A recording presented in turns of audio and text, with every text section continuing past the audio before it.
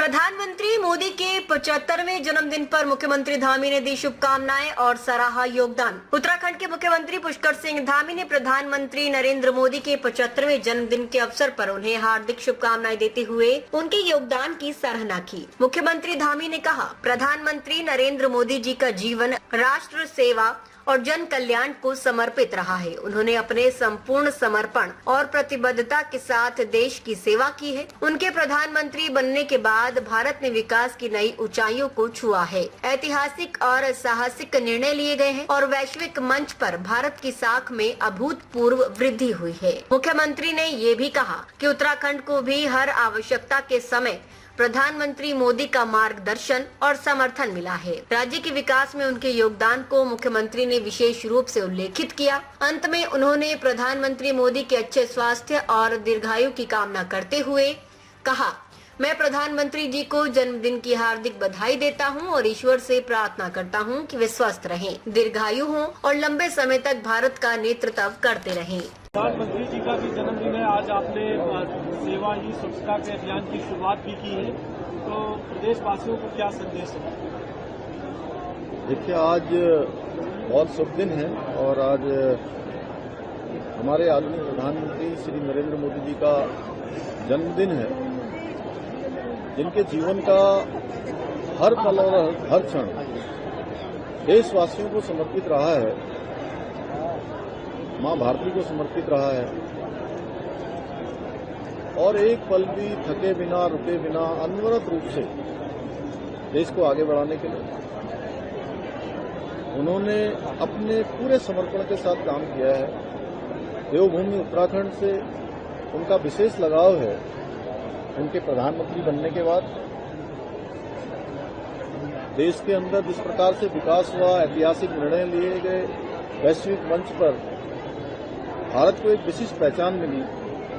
वहीं अगर देवभूमि उत्तराखंड की मैं बात करूं तो अनेक योजनाएं, चाहे उसमें चार धाम ऑल वेदर रोडें हों, भारतमाला श्रृंखला की रोडें हों, हमारे सभी देव स्थानों का विकास हो, केदारनाथ जी का नवनिर्माण पुनर्निर्माण हो, बद्रीनाथ जी का मास्टर प्लान हो, एम्स की स्थापना हो, हवाई सेवाओं की दिशा में मजबूती से उनका विस्तार हो, देहरादून दिल्ली एक्सप्रेस वे का निर्माण कार्य हो और पूरे राज्य के अंदर जहां भी हमको आवश्यकता हुई, चाहे वो आपदा हो या अन्य अवसर हो, सभी में उन्होंने हमारे राज्य की भरपूर मदद की है और उनके हृदय में उत्तराखंड बसता है। देश और दुनिया में जहां भी जाते हैं उत्तराखंड का अवश्य उनको स्मरण रहता है। तो इसलिए आज मैं सबसे पहले तो समस्त उत्तराखंड वासियों की ओर से उनके जन्म दिवस पर उनको शुभकामनाएं देता हूं, बधाई देता हूं और सभी देवी देवताओं से ये प्रार्थना करता हूं कि वो स्वस्थ रहें, दीर्घायु हों और दीर्घकाल तक उनका नेतृत्व भारत को प्राप्त होता रहे। और उन्होंने अपने प्रधानमंत्री बनने के बाद स्वच्छ भारत मिशन का यह अभियान प्रारंभ किया, हर व्यक्ति को इस मिशन से जोड़ने का काम किया। हमारे नवोदित उदयमान छोटे छात्र छात्राएं, हमारे बच्चे भी स्वच्छता के प्रति जागरूक हुए और एक क्रांति देश के अंदर पैदा हुई। उसके लगभग एक दशक पूरा हो गया है और आज भी हमने स्वच्छता की शपथ ली है कि हम स्वच्छता को अपने जीवन शैली में अपनाएंगे, अपने साल भर के कैलेंडर में रखेंगे। 100 घंटे प्रत्येक वर्ष स्वच्छता के लिए देंगे, स्वयं भी देंगे और लोगों को भी देने का काम करेंगे। हमारा पर्यटन प्रदेश है, पर्यटन प्रदेश के अंदर पूरे देश और दुनिया के पर्यटक आते हैं, तीर्थयात्री आते हैं, श्रद्धालु आते हैं। तो निश्चित रूप से हम सबका ये ध्येय बनता है। सभी मैं प्रदेशवासियों से भी आह्वान करना चाहता हूं कि आदरणीय प्रधानमंत्री जी के इस मिशन को हमें जन जन का मिशन बनाना है, घर घर का मिशन बनाना है और पूरे उत्तराखंड को स्वच्छ बनाने में अपना योगदान देना है। प्रदेश में आपदा वाली स्थिति बनी है, आप कई जगह गए, आबादता गए, वहां भी गए थे आप प्रचारण के लिए, किस तरह की? देखिए, 5 अगस्त से आई हुई आपदा धराली से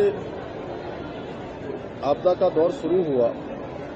धराली के बाद पौड़ी जनपद में हमारा सैंजी समेत कई सारे स्थानों पर रुद्रप्रयाग और थराली, चेपड़ो, उत्तरकाशी के श्याना चट्टी में जल भराव हुआ।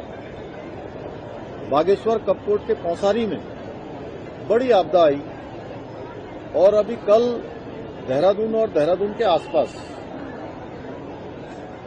भारी बारिश के कारण से बादल फटने से बड़ी जनहानि भी हुई है और हमारी सरकारी संपत्तियां, निजी संपत्तियां, सड़क, बिजली, पेयजल, दूरसंचार सभी व्यवस्थाएं इसमें बहुत प्रभावित हुई हैं। हमारा प्रयास है कि हम जल्दी से जल्दी जनजीवन को सामान्य करें और जो सेवा पखवाड़ा आज से मनाया जा रहा है, आज से पूरे देश के अंदर शुरू हुआ है, हमारे प्रदेश के अंदर भी शुरू हुआ है, उस सेवा पखवाड़ा में भी मैं सबसे अपील करता हूं कि हम जो हमारे आपदा पीड़ित हैं, आपदा में जो प्रभावित हुए हैं, जिन्होंने अपने स्वजनों को खोया है, उनके मकान से लेकर तमाम प्रकार की जो हानियां उनको हुई हैं, उसमें हर संभव खड़े हों, उनकी मदद के लिए आगे बढ़ें और सेवा पखवाड़ा को आगे बढ़ाएं। तो चारण यात्रा का दूसरा चरण शुरू हो चुका है, लेकिन सर यमुनोत्री के स्थानीय विधायकों को अभी भी जो है यमुनोत्री को लेकर कई सवाल खड़े कर रहे हैं और उनका सबसे बड़ा अहम ये है कि एक तो रोपवे का काम नहीं हो रहा है और दूसरा जो